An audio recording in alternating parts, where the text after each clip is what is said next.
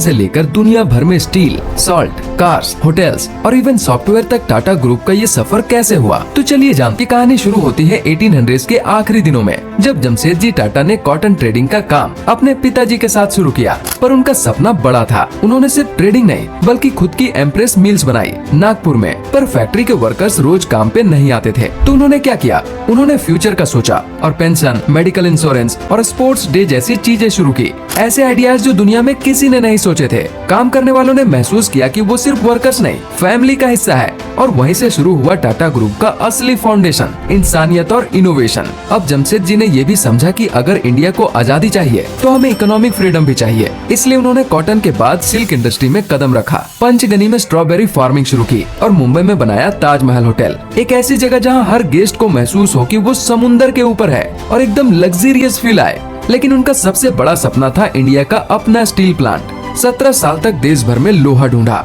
और बंगाल में उन्हें सक्सेस मिली, पर उनका ये सपना पूरा होने से पहले उनकी डेथ हो गई। फिर ये सपना पूरा किया उनके बेटे डोराबजी टाटा ने। सिर्फ स्टील ही नहीं, उन्होंने इंडियन इंस्टीट्यूट ऑफ साइंस भी बनवाया, जहाँ से फ्यूचर के साइंटिस्ट निकले। फिर आई पावर की बारी। टाटा पावर के थ्रू मुंबई में इलेक्ट्रिसिटी आई।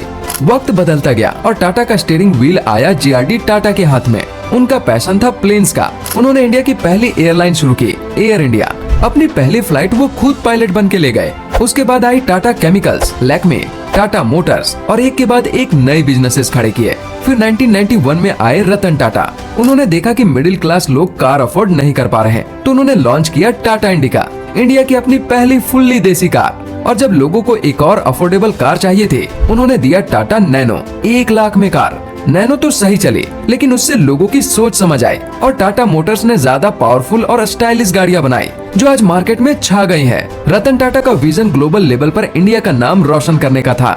उन्होंने फॉरेन कंपनीज जैसे जैगुआर, लैंड रोवर, टेटली को एक्वायर किया और आज टाटा की आधी से ज्यादा इनकम इंडिया के बाहर से आती है। पर सिर्फ पैसा कमाना उनका गोल कभी नहीं था। टाटा ग्रुप्स ने स्कूल्स बनाए, हॉस्पिटल्स बनाए और हर प्रोजेक्ट में एक मैसेज दिया, अगर चलना पड़ेगा। और इसलिए आज भी जब लोग टाटा का नाम सुनते हैं तो सिर्फ एक ब्रांड नहीं, जो बिजनेस के साथ साथ देश की भी सेवा करती है। रतन टाटा और टाटा ब्रांड को लेकर आपके मन में क्या थॉट्स हैं, हमें कमेंट करके जरूर बताएं।